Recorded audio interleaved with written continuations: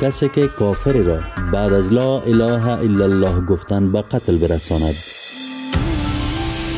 صفوان بن محرز می گوید جندب بن عبدالله بجلی شخص را در زمان جنگ ابن زبیر نزد اسعد بن سلامه فرستاد و گفت تعداد از برادرانت را جمع کن تا برای آنها صحبت کنم.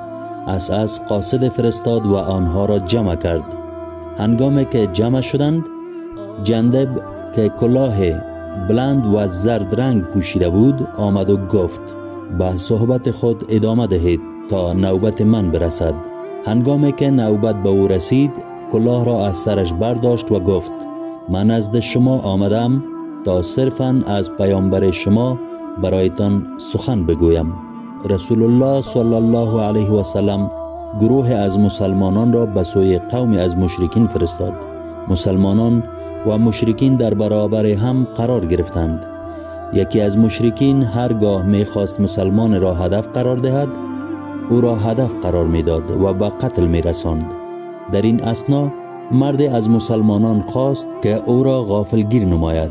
جندب میگوید به ما گفتند آن مرد مسلمان اسامه بن زید بود.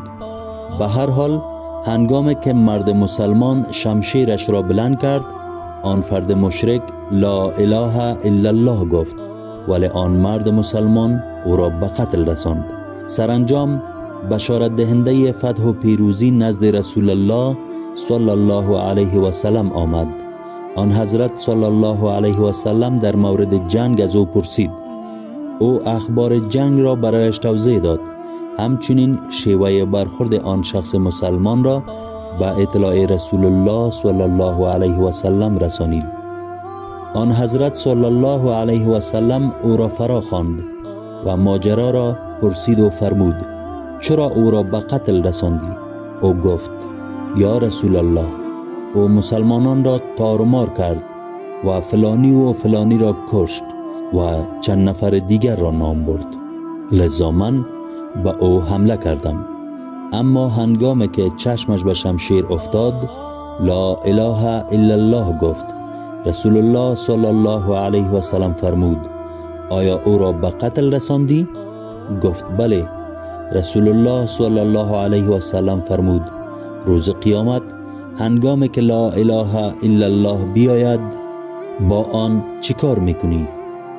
آن شخص گفت یا رسول الله برایم آمرزش بخواه. اما رسول الله صلی الله علیه و سلم بدون اینکه سخن دیگری به زبان آورد فرمود روز قیامت هنگامی که لا اله الا الله بیاید با آن چی کار میکنی؟ صحیح المسلم باب 3 کتاب ایمان.